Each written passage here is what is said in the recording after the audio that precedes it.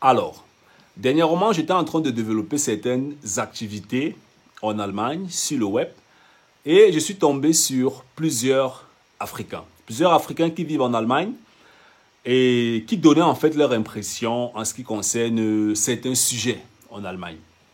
Donc, et ces différents points m'ont interpellé, ça m'a fait encore un peu analyser en profondeur la psychologie de beaucoup de nos frères en Allemagne depuis plusieurs années. L'objectif de cette vidéo sera de partager deux types de personnes en Allemagne que tu dois, si possible, tu devrais ou bien tu dois éviter. Deux types de personnes. Et je vais exactement te raconter dans cette vidéo et tu vas comprendre en fait de quoi il est question. Donc, je ne sais pas à quel niveau est-ce que tu écoutes la vidéo dans ta vie. Est-ce que tu écoutes la vidéo en Afrique? C'est tant mieux. Est-ce que tu écoutes la vidéo en Allemagne ou en Occident? Si tu es déjà en Allemagne, il faudra partager la vidéo aussi avec beaucoup d'amis, beaucoup de frères, beaucoup de camarades étudiants, que ce soit en formation en soins infirmiers, que ce soit étudiants normaux, que ce soit travailleurs, peu importe. Partage la vidéo avec eux. Ça va, les informations que je vais partager, c'est les analyses psychologiques qu'on va faire ici sur le cas de certains Africains sur le territoire. Peut-être ça pourra t'intéresser. Donc écoute la vidéo jusqu'à la fin et tu vas après me dire dans les commentaires qu'est-ce que tu en penses. Mais bon, laisse-moi faire d'abord un peu de marketing. Là, tu as le livre en fait, Vivre et investir en Allemagne. Donc, si tu es en Allemagne, tu as déposé tes valises, tu es en train de te développer, peu importe ta situation, en bas de la vidéo, tu as un lien. Dans la barre de description, tu as des informations. Clique sur le lien, commande le bouquin, lis-le, vois ce qui est possible sur toi en Allemagne, afin de pouvoir saisir certaines occasions, afin d'ouvrir même afin d'encore mieux ouvrir en fait, tu vois, ton mindset en fait, tu vois un peu. C'est ça, ça va vraiment te faire du bien. Lis ce bouquin, lis-le vraiment. Ensuite, prends rendez-vous avec nous et on va voir ensemble comment est-ce qu'on pourra t'aider à passer à un autre niveau. Donc, je vais revenir en fait sur ce cas. Je me développe sur le web et parfois sur le web, je fais plusieurs campagnes marketing. Les campagnes marketing, en fait, c'est quoi? Pour te raconter en fait l'histoire. Quand tu te développes en entrepreneuriat, tu dois comprendre comment est-ce que la publicité marketing fonctionne. Facebook, Instagram, YouTube, Google Search, il y a des choses en fait, tu dois comprendre. Donc du coup, on a donc lancé certaines campagnes publicitaires. Il y a des Africains qui se sont mis à commenter les campagnes publicitaires qu'on avait faites. Et il y a un groupe d'Africains, il y avait plusieurs groupes d'Africains dans les commentaires. Il y avait un groupe qui disait, en Allemagne, on ne peut plus rien faire. Tout ce que tu nous racontes là, ce sont des conneries. Ok? Ça, c'était les commentaires qui appartenaient au premier groupe. En Allemagne, on ne peut plus rien faire. Tout ce que tu nous racontes là, en fait, ce sont des conneries. Le deuxième groupe, ce sont ceux-là qui disaient, ah, ok, où est-ce que je peux avoir le bouquin? Comment est-ce que je peux entrer en contact avec vous ou bien avec toi, ainsi de suite. Et ces personnes-là, bien sûr, aujourd'hui, ont déjà lu le bouquin, ont des feedbacks et nous sommes en train de les accompagner. Tu vois un peu? Donc, maintenant, toi qui es en train de te développer sur le territoire, si tu es africain, ok, si tu es vraiment africain, si tu marches avec des personnes en Allemagne, ok, je n'ai rien contre l'individu, la personne humaine, tu vois, mais il s'agit toujours d'une question de progression. Les leaders dans le monde entier nous expliquent que notre environnement peut avoir une grande conséquence sur notre développement. Si tu marches donc avec des personnes en Allemagne, des personnes qui ont déjà fait 15 ans, 20 ans, et qui passent le temps à te dire, en Allemagne, on ne peut plus rien faire. En Allemagne, il n'y a plus de chance. Il faut seulement aller investir en Afrique. Parce que si tu n'investis pas en Afrique, l'Afrique c'est l'avenir. C'est monté, c'est descendu. Écoute-moi très bien. Nul n'empêche un Africain d'aller investir en Afrique. Je vais me reprendre. Personne n'empêche un Africain d'aller investir en Afrique. Mais la vérité, c'est celle-ci.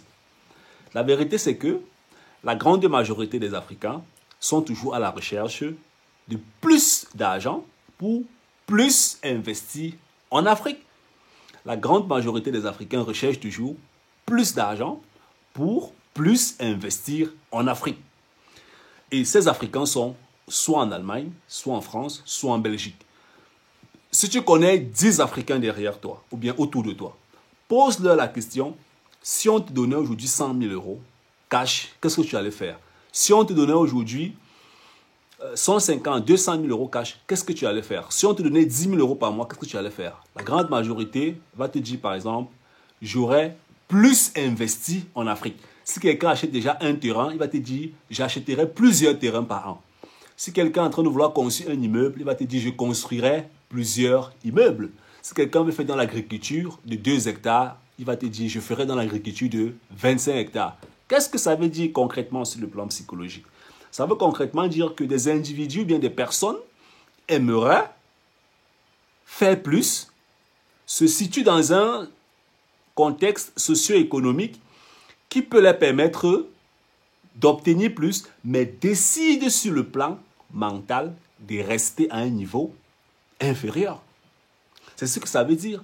Et aussi longtemps que tu vas passer ton temps à traîner avec ce genre de personnes, mais tu vas aussi rester au niveau inférieur.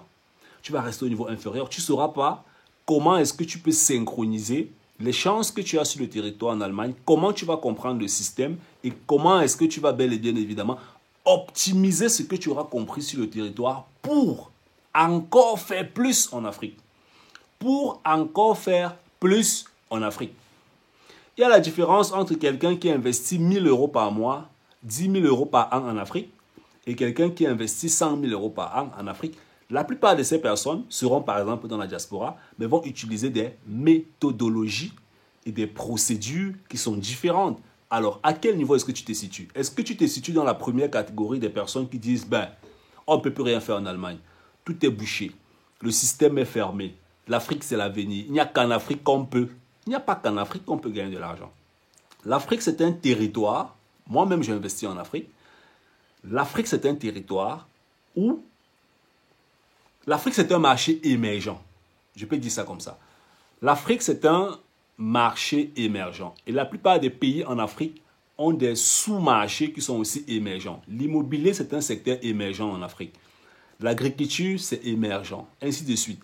Alors, ça veut concrètement dire que, mais qu'est-ce qu'il faudra donc faire pour toi qui vis en Occident, qui vis en Allemagne? Qu'est-ce qu'il faudra que tu fasses pour saisir les opportunités au maximum dans ce mouvement d'émergence? Ok?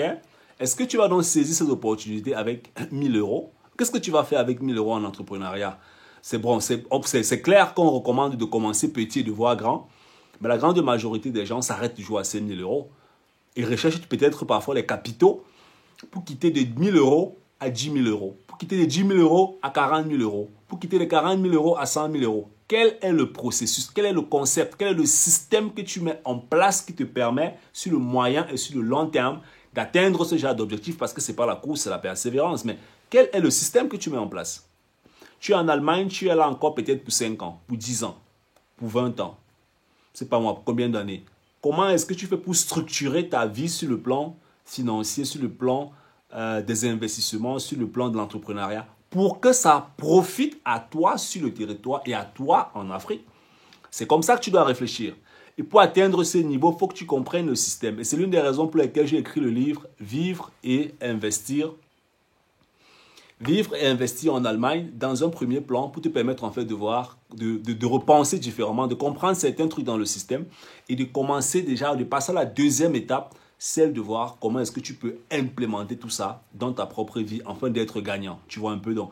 La deuxième chose que tu pourras faire, ce sera simplement de prendre aussi rendez-vous avec nous pour qu'on puisse voir comment est-ce que, quelles sont les chances que tu peux saisir sur le territoire, de voir quelle est ta situation, hein, quelle est ta situation actuelle, et qu'est-ce qu'on peut bien sûr t'aider à construire à partir de cette situation, dépendamment ou indépendamment de ton niveau de perception psychologique actuelle. Tu vois, donc, je pense sincèrement que tu as beaucoup de chances, tu as beaucoup d'opportunités sur le territoire. Et ça va beaucoup dépendre en fait de ta vitesse à pouvoir prendre des décisions, de ta vitesse à pouvoir exécuter, de l'entourage, les gens avec lesquels est-ce que tu marches.